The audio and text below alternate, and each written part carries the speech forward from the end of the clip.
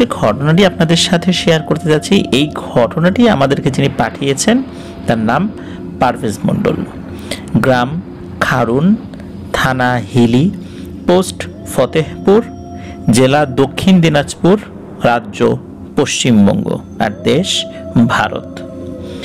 ওনার পুঙ্খানুপুঙ্খ ঠিকানার যে বিবরণটা তিনি আমাদেরকে দিয়েছেন, আর তিনি একটি অদ্ভুত ঘটনা এবং সত্য ঘটনা আমাদের সাথে শেয়ার করেছেন। তো চলুন ঘটনাটি শুনে আসি। ঘটনাটি ঘটে ওনারই এলাকার এক ব্যক্তির সাথে। তার নাম ছিল খৈমুদ্দিন। তো ওই খৈমুদ্দিন দাদি ছিল অত্র এলাকার একজন খুবই গরিব একজন মানুষ। এই ঘটনা যেটা বলা হচ্ছে এটা কিন্তু মুক্তিযুদ্ধের আগের সময়ের ঘটনা, যদিও সেটার প্রভাব এর পরে অনেক ছিল, সে বিষয়ে আমরা আসবো ইনশাল্লাহ। তো এই খৈমুদ্দিন দাদু সে মানুষের বাড়িতে কাজ করে তার সংসার চালাতেন। অনেক কষ্টেই তার দিন চলত। প্রতিদিনের মতো সে যখন কাজে যায়, ওই দিন তার কাজ ছিল পটলের জমির আগাছা বা ঘাস পরিষ্কার করা। তো সে জমিতে চলে যায় এবং পটলের জমির আগাছা পরিষ্কার করতে থাকে। আর সে পরিষ্কার করার জন্য এক ধরনের কৃষি যন্ত্র, যেটাকে দাউল বলে, এই দাউল দিয়ে সে আগাছা পরিষ্কার করতে থাকে মাটি থেকে। তো সে তার মতো করে আগাছা পরিষ্কার করা শুরু করে। এক সময় সে মাটির মধ্যে ইটের গোল টুকরোর মতো কিছু একটা পায়। প্রথমে সেটি সে ফেলে দেয় ও নিজের মতো করে কাজ করতে থাকে এবং কাজ করতে করতে সামনের দিকে এগিয়ে যাচ্ছে আর কি। কিছুক্ষণ পর দেখে পেছনে পড়ে থাকা সেই টুকরোটি আবার তার সামনে পড়ে আছে।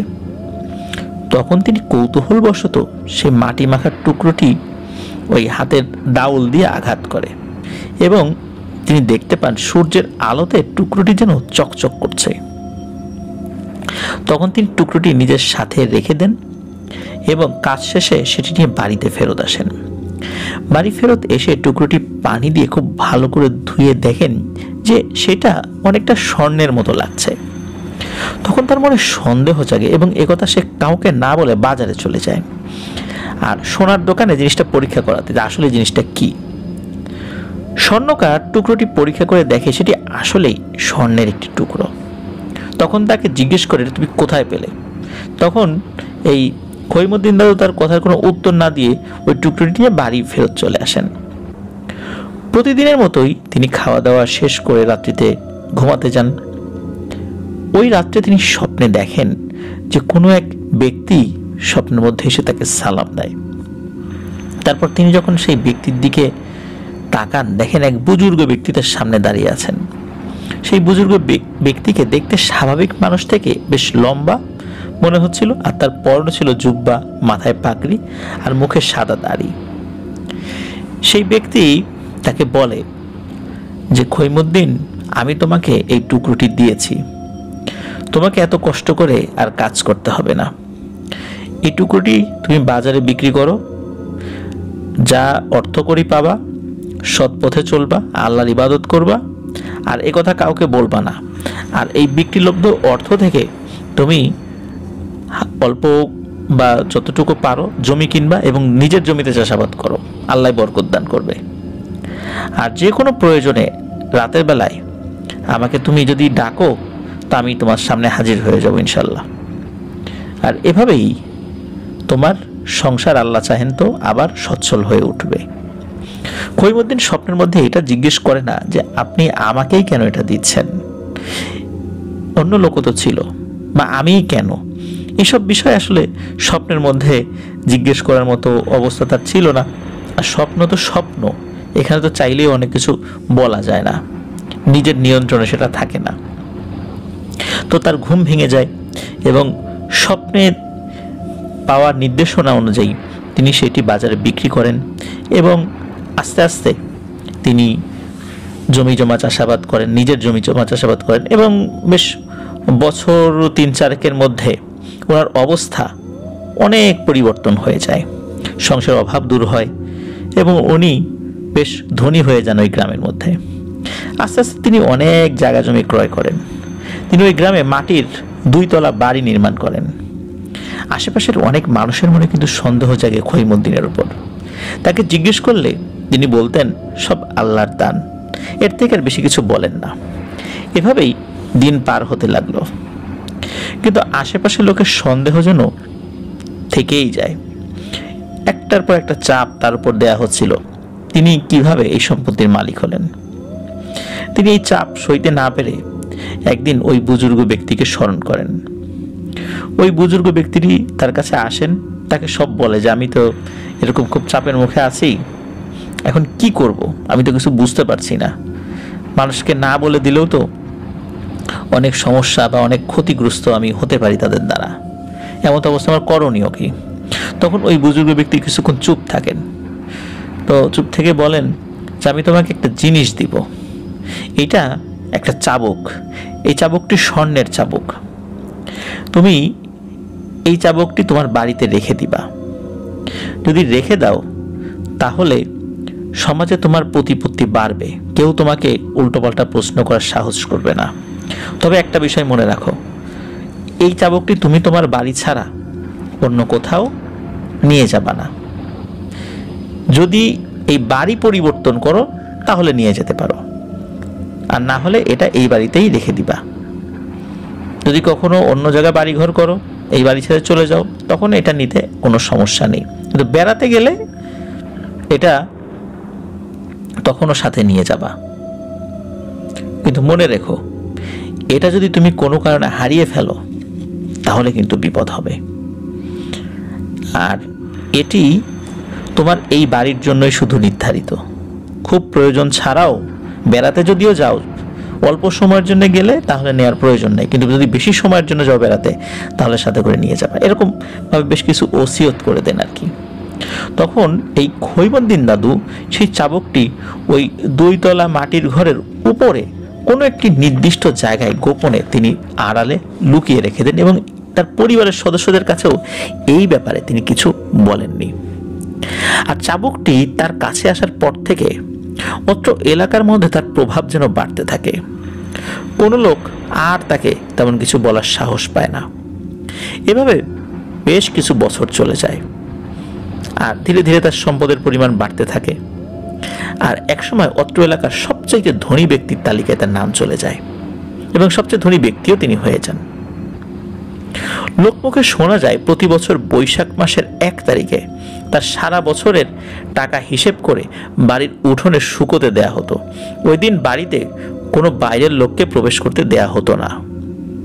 এর কয়েক বছর পরে বাংলাদেশের মহান মুক্তিযুদ্ধ শুরু হয়ে যায়।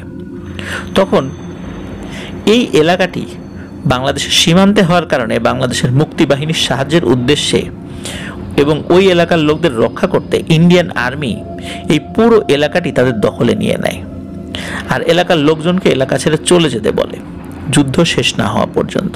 তখন সবাই এলাকা ছেড়ে চলে যায়। যেহেতু খৈমুদ্দিন দাদুও এই এলাকার বাসিন্দা ছিলেন, আর হেন পরিস্থিতিতে তিনিও বাধ্য হয়ে চলে যান। কিছুদিন পর স্বাভাবিক হওয়ার পর সবাই আপন বাড়িতে ফেরত চলে আসে। খৈমুদ্দিন দাদিও চলে আসেন, আর উনি সিদ্ধান্ত নেন যে উনি আর এখানে থাকবেন না। উনি যখন গিয়েছিলেন, যেহেতু একটা দীর্ঘ সময়ের জন্য গিয়েছিলেন, ওই চাবুকটি সাথে নিয়ে গিয়েছিলেন। তা আবার ফেরত এসেছেন, কিন্তু পরবর্তীতে মনে হলো এই বাড়িতে তিনি থাকবেন না। তো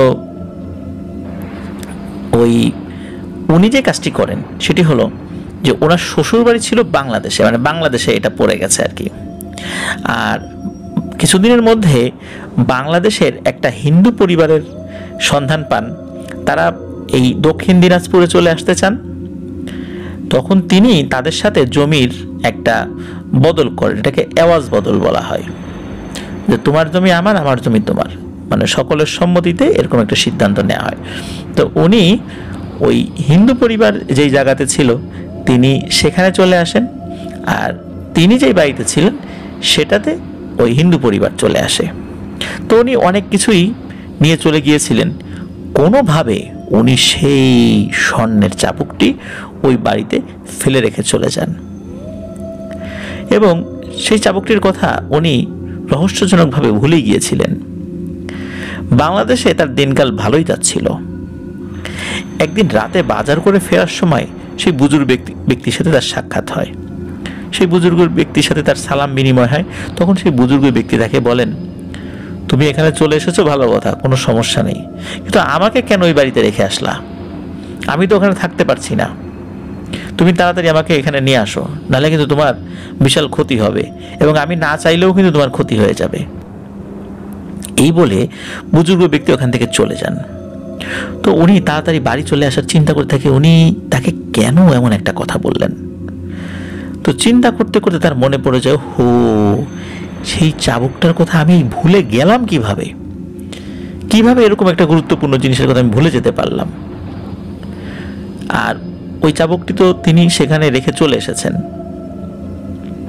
তো পরের দিন সকালবেলা তিনি আবার ভারতের উদ্দেশ্যে রওনা দেন। তখন তো এরকম বর্ডার ছিল না, দেশ ভাগ হওয়ার পরেও এরকম ফেন্সিং করা তো হয়নি, তাই না?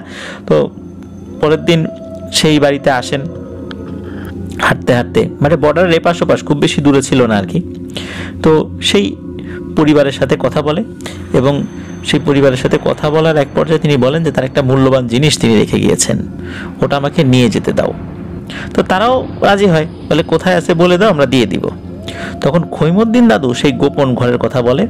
তো তাদের মধ্যে একজন সেই উপরে যায়, কিছুক্ষণ পরে ফিরে এসে বলে, কই, ওখানে তো কিছু নেই। এই বলে তাকে ফিরিয়ে দেয়। কিন্তু খৈমুদ্দিন দাদু যে করেই হোক ওই জিনিসটা তাকে নিয়ে যেতেই হবে। অনেক রিকোয়েস্ট করার পরও তারা সেই স্বর্ণের চাবুকটি দেয়নি। তিনি নিরাশ হয়ে বাংলাদেশে ফিরে যান। সেখানে ওই বুজুর্গ ব্যক্তি আবার তার কাছে আসে, বলে, তুমি আমাকে নিয়ে না নিয়ে চলে আসলা কেন? তো তোমার তো আরো চেষ্টা করা উচিত ছিল, তা না হলে কিন্তু তোমার বড় ক্ষতি হয়ে যাবে। তোমার ক্ষতি কিন্তু আমি করব না, কিন্তু ক্ষতি কিন্তু হয়ে যাবে। এখন খৈমুদ্দিন দাদু কি করবেন? ওনার তো কিছু করার নেই। এরপর যেটা হয়, ধীরে ধীরে ওনার অভাব বাড়তে থাকে। একে একে সব সম্পদ ওনার হাতছাড়া হয়ে যাচ্ছিল। তখন তিনি আবার এই বাড়িতে আসেন, সেই হিন্দু পরিবারের কাছে উনি অনেক অনুনয় বিনয় করতে থাকেন। অনেক কান্নাকাটি করার পরও তারা তাকে চাবুকটি দেন, তারা স্বীকারই করে না। এরপর উনি আমাদের যিনি যে ঘটনা দিয়েছেন পারভেজ মন্ডল, তার দাদুর কাছে এবং কিছু প্রভাবশালী ব্যক্তির কাছে সাহায্য প্রার্থনা করেন। তখন স্থানীয়ভাবে বলা হয়, তুমি তো এখান থেকে সবই নিয়ে গেছো, আর যে বিষয়টার কথা বলছো এই জিনিসটা তো খুব গোপন একটা জিনিস। এটা তো যদি তার হাতে থেকেও থাকে তারা তো বলবে না। আর তুমি এটা তো অন্তত বলো যে তুমি এটা কিভাবে পেলে। আর এই যে এত দিনের যেই ঘটনা, তিনি কিভাবে ওই স্বর্ণের একটা টুকরো পেয়েছিলেন, কিভাবে এই বুজুর্গ ব্যক্তির সাথে সাক্ষাৎ হয়, সব বিষয় তখন তাদেরকে খুলে বলেন, এবং ওইটার কারণে কিন্তু সবাই জানতে পেরেছিল। আর তিনি তাদেরকে এটাও বলেন, চাবুকটা নিয়ে গেলে তার বড় একটা ক্ষতি হবে। তখন এই স্থানীয় কয়েকজন প্রভাবশালী গণ্যমান্য ব্যক্তি মিলে সেই হিন্দু পরিবারের কাছে যায় এবং ওই জিনিসটি তাদেরকে ফেরত দিতে বলে, কিন্তু তারা বরাবরের মতোই সেটা অস্বীকার করে। তারা বলে যে এই জিনিসটা তারা পায়নি। এরপর খৈমুদ্দিন দাদু নিরাশ হয়ে আবার বাংলাদেশে ফিরে আসেন। বাংলাদেশে ফিরে দেখেন বড় বড় দুটো হাল চাষ করা বলদ সে দুটি মারা গেছে। এইভাবে একে একে তিনি সবকিছুই হারিয়ে ফেলেন। একটা সময় উনি পাগল হয়ে যান। তার পরিবারের লোক কিন্তু অনেক কবিরাজ, ঝাড়ফুঁক, ডাক্তার দেখিয়েছে, কিন্তু কোনো কাজ হয়নি। তিনি বাড়িতে থাকতে পারতেন না, সুযোগ পেলেই ছুটে কোনো একদিক চলে যেতেন, তখন তাকে বেঁধে রাখা হতো। একদিন খৈমুদ্দিন দাদু বাড়ি থেকে ছুটে আবার এই দক্ষিণ দিনাজপুরের এই গ্রামে চলে আসেন। তো খৈমুদ্দিন দাদু আর বাংলাদেশে ফেরত যাননি, এদিক দিয়েই ঘুরতেন। এই যে পারভেজ মন্ডল যিনি, ইনি বলছেন যে তিনিও এই খৈমুদ্দিন দাদুকে দেখেছেন, আর সারাক্ষণ তিনি বিড়বিড় করে কিছু বলতে থাকতেন। কেউ কিছু দিলে খেতেন, না হলে না খেয়ে থাকতেন। বিড়বিড় করে নাকি বলতেন, বড় বড় বাড়ি গেল, বড় বড় ঘর গেল, বড় বড় হালের বোগদা গেল, এইগুলো বলতেন। এই কথা ছাড়া অন্য কোনো কথার মুখ থেকে শোনা যায় না। এভাবেই চলতে থাকে। একদিন তিনি পরলোক গমন করেন। খৈমুদ্দিন দাদুকে সবাই নাকি খইয়া পাগল নামে অত্র এলাকায় চিনত, এবং এই ঘটনার সাক্ষী এখনও অনেক মুরব্বীরা ওই এলাকায় রয়েছেন বলে আমাদেরকে জানিয়েছেন পারভেজ মণ্ডল। অসংখ্য ধন্যবাদ পারভেজ মণ্ডল ভাইকে। তিনি পশ্চিমবঙ্গের দক্ষিণ দিনাজপুর জেলার এই খারণ গ্রাম থেকে আমাদেরকে লিখেছেন, আর এরকম একটি ঘটনা আমাদেরকে তিনি দিয়েছেন যেটি আসলেই খুবই অদ্ভুত একটি ব্যাপার। আর এই ধরনের যে কোনো কিছু যে দিলে, জিনেরা কোনো কিছু দিলে এটার ফলে তার ভাগ্যের পরিবর্তন হয়, এইরকম ব্যাপার কিন্তু আমাদের যেই একটি বই আমরা বের করেছিলাম পাতালবাসী, এই পাতালবাসীতে একটি ঘটনা ছিল যেটি নড়াইলের আলামিন আমাদেরকে দিয়েছিল, নদী ও মগ কেন্দ্রিক একটি ঘটনা। তো এই পাতালবাসী বইয়ে এই টাইপের একটি ঘটনা ছিল। তো এ থেকে প্রমাণিত হয় এই ধরনের ব্যাপারগুলো আসলে ঘটতে পারে, কিন্তু এর নিগূঢ় রহস্য যে কি, কারণ সব কিছুর মালিক কিন্তু আল্লাহ তাআলা। আল্লাহ তাআলা মানুষকে চাইলে ধনী করতে পারেন, সম্পদশালী করতে পারেন, আবার মুহূর্তের মধ্যে ফকির করে দিতে পারেন। আর নির্দিষ্ট কোনো বিষয়ের সাথে ধনী গরিব হওয়ার সম্পর্ক আছে কিনা, এইটার হয়তোবা বাহ্যিক দৃষ্টিকোণ থেকে আমরা চিন্তা করলে মনে হয় যে না, কোনো সম্পর্ক নাই। কিন্তু আল্লাহ তাআলা কোনো বিষয়ের সাথে কোনোটা যদি সম্পর্ক রেখে থাকেন, তাহলে অবশ্যই এই সমস্ত ঘটনার মাধ্যমে আমরা জানতে পারি যে এই জিনিসগুলোর মাধ্যমে আল্লাহ তাআলা কোনো মানুষের ভাগ্যকে পরিবর্তন করতে পারেন। আর আমি এই কারণে আমাদের পাতালবাসী বইয়ের ওই ঘটনাটি রেফারেন্স টেনেছি, কারণ সেখানেও যখন ওই একটি বিশেষ মগ ওই ব্যক্তিটি হারিয়ে ফেলে, তখন হারিয়ে ফেলার পর ওই জিনে বলেছিল যে আমি কিন্তু তোমার ক্ষতি করব না, তোমার ক্ষতি এমনিতেই হয়ে যাবে, আর তুমি এটা হারিয়ে ফেলার কারণে আমারও অনেক বড় ক্ষতি হয়ে যাবে। তার মানে হচ্ছে যে এই সমস্ত জিনিস যদি অন্য কারো হস্তগত হয়ে যায়, তাহলে ওই জিনেরও ক্ষতি হয়। এই কারণেই হয়তো এই বুজুর্গ ব্যক্তির বেশে আসা ওই জিনটিও বারবার চাচ্ছিল ওই জিনিসটা যেন আবার খৈমুদ্দিনের হাতে চলে আসে। হয়তোবা খৈমুদ্দিনের হাতে সেটা মানে আসাটা সেভাবে সম্ভবপর ছিল না। খৈমুদ্দিন দাদু সে তার জায়গা থেকে চেষ্টা করেছে। আর আমার কাছে এটা মনে হয়, আমি জানি না এটা কতদূর আসলে সত্য, নিজের ধারণা থেকে আসলে বলাও ঠিক না, কারণ যে যেই বিষয়ে আসলে গভীর জ্ঞান রাখে না সেই বিষয়ে মন্তব্য করাটাও ঠিক নয়।